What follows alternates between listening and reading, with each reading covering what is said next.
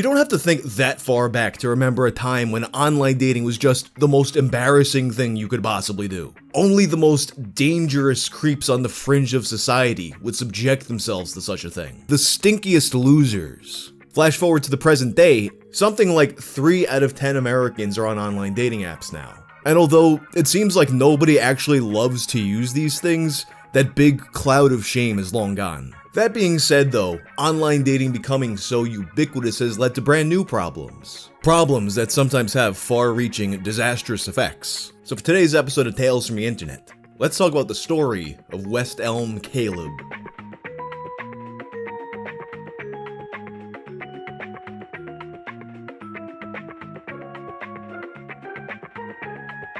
This video is sponsored by Helix. Helix makes premium mattresses and bedding, custom fit to your needs and shipped free right to your door. Everyone sleeps differently, so Helix has you take a sleep quiz to match your body type and sleep preferences. I'm a side sleeper, so Helix set me up with a Sunset mattress. I'm on my second Helix now over the course of more than 2 years. And I got the Glaciotex upgrade on my new one because I like to sleep cool. I've also been using the Helix frame and foundation, which are superior to box springs for foam mattresses, and I've been having the best sleep of my life. Helix delivers your mattress right to your door with free shipping in the US. Comes rolled up in a box and it's easy to set up. And to make sure you love your Helix mattress, they have a 100 nights of sleep trial. You also get a 10-year warranty, as well as financing options and flexible payment plans. Also, Helix mattresses are fiberglass free. Helix is running their Labor Day sale right now, so it's a great time to upgrade your mattress. You can get 25% off your purchase for a limited time. Check out the Helix site for more details. Just go to helixsleep.com/wang or click the link in the description. It all began on January 11th of 2022 with a TikTok by MrSaturn. Mimi is known for her comedic shorts about being single in New York City, and this was no different, lamenting a person named Caleb that ghosted after their first date.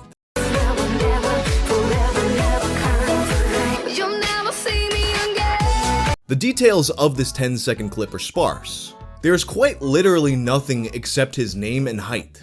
Yet it received an influx of comments from women claiming to be familiar with the man in question. Is it the West Elm guy? Bruh, not the West Elm Caleb. I'm screaming, so we're all talking about the same guy. They all shared a similar story. He was 6'4", had a mustache, and he designed furniture. Everything was going great until he left them unread. The response was enough for Mimi to post a follow-up the next week. I wasn't gonna make a video about this, but I feel like it's my duty as your Asian older sister to warn my New York City girls about this Caleb from West Elm ASAP. When Mimi noticed the comments, she was confused. Her TikTok was actually about a completely different man who worked in finance. Be that as it may, this other Caleb's notoriety was difficult to ignore. So her curiosity got the better of her and she reached out to one of the girls in private. The first thing she asked was about a peculiar account in her DMs. It was a guy named Caleb who replied that he was also quite tall. Mimi ignored him, but noticed that his bio mentioned that he worked for West Elm. The source confirmed that this was in fact the very same Caleb, putting a face to the name before explaining her experience. So we first confirmed that it is the same Caleb that DM'd me, and I'm like, oh my god, why is he everywhere? And she tells me that they've matched on Hinge before and that they were texting intensely for a while, and he is like love bombing her even though they've never met up before, like have not gone on a first date. And I'm like, that is the biggest red flag out of all the red flags. Then of course he ghosts her. For those unaware, love bombing is when someone showers you with excessive amounts of affection. It aims to manipulate the recipient emotionally and create a sense of indebtedness. This tactic is often considered to be part of the cycle of abuse. This resonated with Mimi, who saw it as an indictment of his character. Maybe I am jumping to conclusions because I've only heard one story, but I just feel like love bombing is the gateway red flag to all of the other red flags. And if that many girls are commenting about you on a TikTok, that just like doesn't look good. The source then sent a series of TikToks from another influencer in New York City. It showed a woman gushing about her Hinge date over the course of the last week. This was concerning as all signs pointed to this being West Elm Caleb. That assumption was the final push for Mimi to post the video as an indirect attempt to warn her. The girl in the video is like head over heels, gushing about this guy, and it's like so giddy, and I'm like, oh my god, I recognize this girl. That used to be me when I was stupid and naive. And this is why we need that app I just talked about where we can leave reviews of guys we've dated on Hinge, because then I don't have to make this subtle video trying to warn this girl. I'm just gonna leave it up to the TikTok gods now, and if this video shows up on your For You page and you happen to be dating a West Elm Caleb, consider yourself warned. If the women of New York City weren't speaking out before, they were now. The video secured an even larger response, amassing over 120,000 likes, and it helped paint an even clearer picture of his dating habits. One user wrote that he forgot their date, while others said he lied about being offline. Naturally, it wasn't long until it reached Caleb himself. His profiles on Hinge and Bumble were deleted later that day. This of course was in vain, as jilted ex-lovers continued to piece things together. If you recall, this video was intended for a specific New York City influencer. Because of its virality, it actually managed to reach her. 3 days later, Kate Glavin began posting about her date. She was ecstatic, describing him as a tall, financially stable Midwest boy. But as you can guess, that excitement left her after being tagged in Mimi's video. I have some matters to address. I don't know if everyone's even gonna know what I'm talking about. However, okay. POV, you're me, scrolling on TikTok. I get tagged in a video. It's talking about this guy named West Elm Caleb. And I go, shit, I've been seeing a West Elm Caleb. Whoa. And the video is like talking about how this guy's a history of ghosting people. The comment section is bad. So I guess people put 2 and 2 together. I was describing him as like a tall Midwest boy. That's the dude that was in the video, obviously. So I'm like, shit.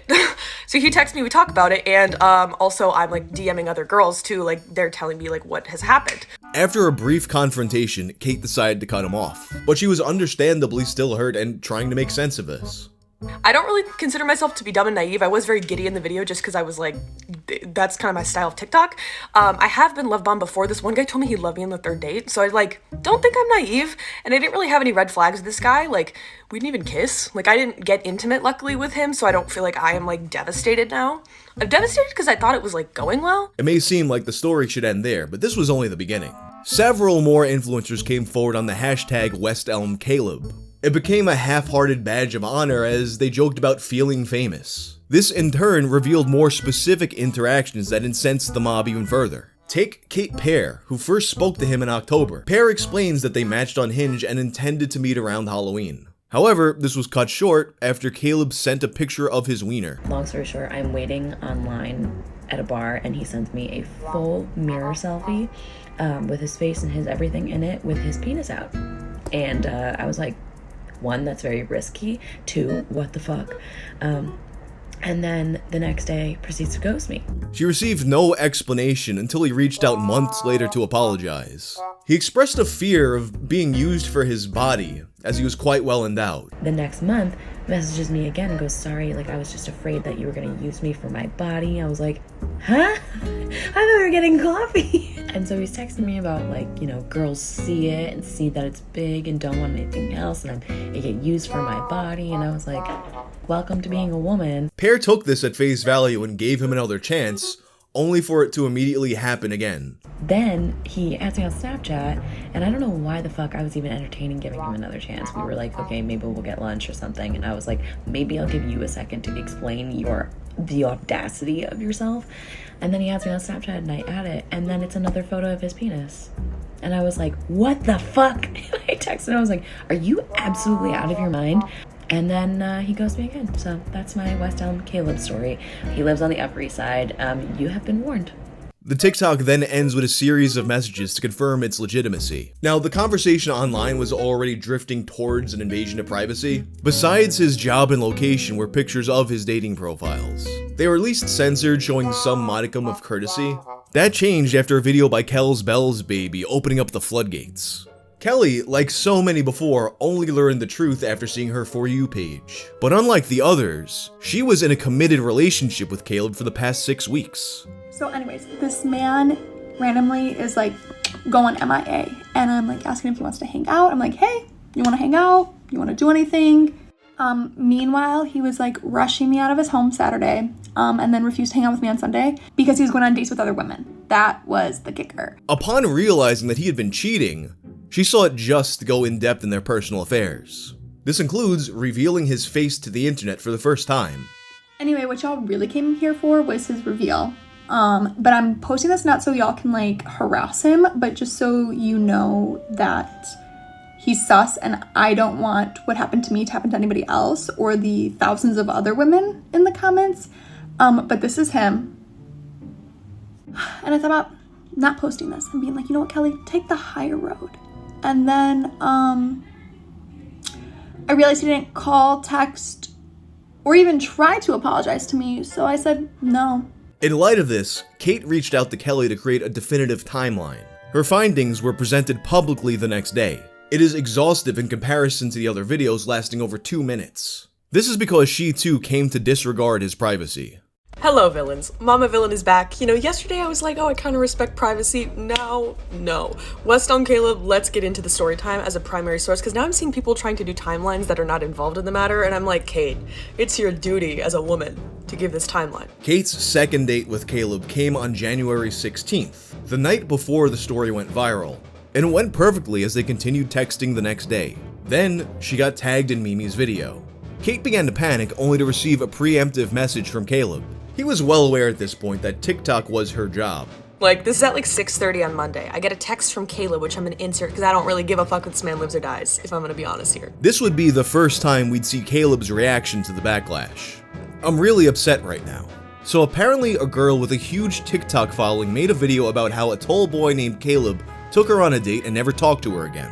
Then it seems that in her comment section, a few girls that I had matched with in the past were like, is this West Elm Caleb?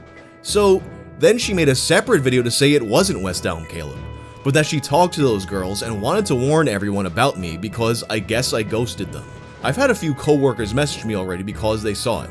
At the same time, she got an influx of DMs from those concerned about her potential run-in, including one from Kelly. They started comparing notes and found that he was more calculating than initially thought.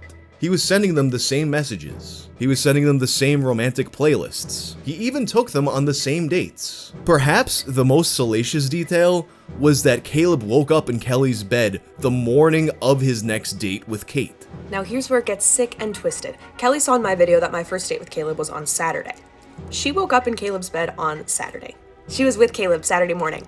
Caleb and I went on a date at 3 p.m. on Saturday. The audacity of a straight white man with a fucking mustache. The audacity! Following this, Kate confronted Caleb, to which he admitted the ghosting. This allowed them to have a more serious conversation about his behavior. It felt genuine enough for her to agree to keep these details private. But as she continued scrolling through the countless stories, her opinion changed. The video ends with her listing his social media accounts, including one with his full name. So I'm here to confirm, yes, Caleb saw the original video in a timely fashion, like right after it was posted. He said someone from work sent it to him. I don't know if that's true or not true. I know he has a burner TikTok now, and he was commenting on the original video. His ad is like Caleb sucks or something.